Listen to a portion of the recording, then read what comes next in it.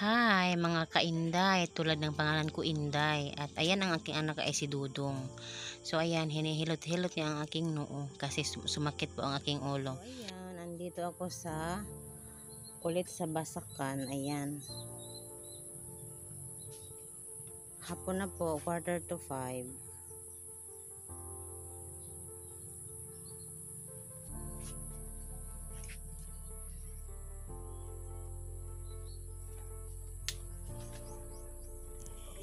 So ako po ay ng saging. Magputol pala ba, magtumba tayo ng saging kasi may saging na konti na lang ang naiwan dahil nauubos na halos lahat ng daga at kabog. Opo, kabog. So, yung kabog alam nyo naman siguro yung quacknet. O, ano ba, bat, fruit bat pala. Charot.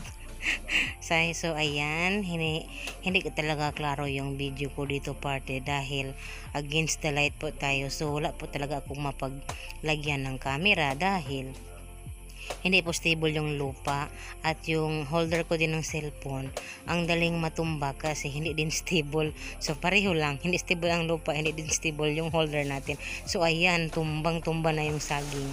Natapos na pala akong magputol. Ayan, so yung na yan, basakan na yan ay pwede lang yan dyan yung saging. Hindi ko muna yan lilinisan dahil hindi naman yan tinatrabaho dahil yung may-ari niyan hindi ko alam kasi pinabayaan niya naman yan. Matagal-tagal na din yung walang nagtatrabaho dyan. So ginagawa na lang yung pastulan ng mga tao dito ng hayop nila, kalabaw, baka at kahit kambing. So may mga pato din, ganun-ganun yan.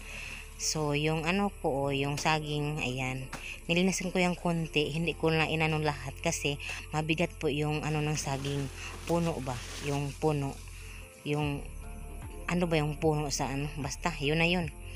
So, ayan, kung kinukuha ko na yung saging, hindi na siya masyadong mabigat dahil parang tatlong pingka, yung bang tatlong pingka na yung naubos ng daga at kabog, kaya ayan, hindi na siya masyadong mabigat. So ang ganda-ganda po ng saging, ang lalaki ng mga niya, yung bilog-bilog ba ng saging, ang bilog talaga ng bunga. Ang sarap sana gawing merienda o kahit kakainin natin sa tanghalian, okay naman yan siya. So pero talaga, maraming hindi okay, marami bang sira. So yung mga kinakain ng fruit bat pala ay na yun, yung unang nahinog dahil medyo siya sira, yung itim-itim.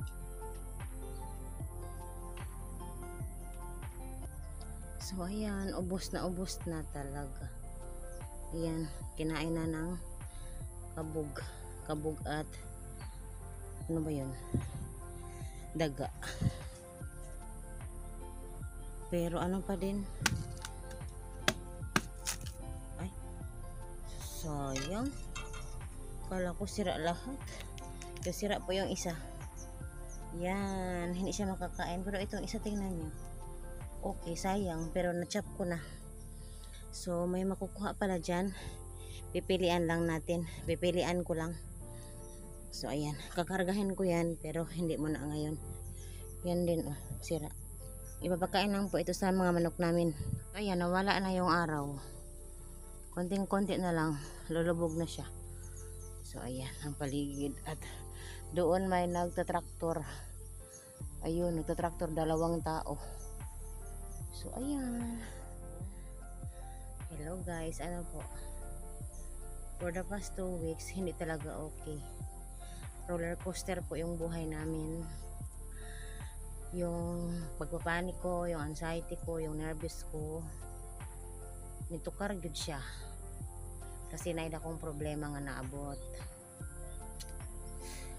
Hindi ko lang talaga ma-share ng todo-todo. Kamag-anak po ni Chris ang nagka-problema. Almost 2 weeks na po akong wala masyadong tulog. Konting kibot lang ng aso, konting kibot lang ng alerto agad ako. Kaya yung pagpapanik ko, yung anxiety ko, medyo bumalik ng bongga. Hindi nga ako umuki, yung sakit ko hindi umuki. Kasi ang mga chat kasi hindi magaganda, yung parang nagbabanta. Gusto ko nga umuwi. Alam nyo, kahit sobrang hirap namin sa buhay, sobrang hirap talaga. minsan talaga nga walang bigas, ganun kahirap, pero hindi po ako na ganun. Hindi namin deserve ang stress na natatanggap namin ngayon. Hanggang ngayon, hindi pa din. Bagong ligo do siya. So, ayan ang aking anak. Kahapon naglabayan. Kasi hanggang kahapon talaga parang nalagnatin ako, ngayon hindi na. Okay, pero inuubo pa din.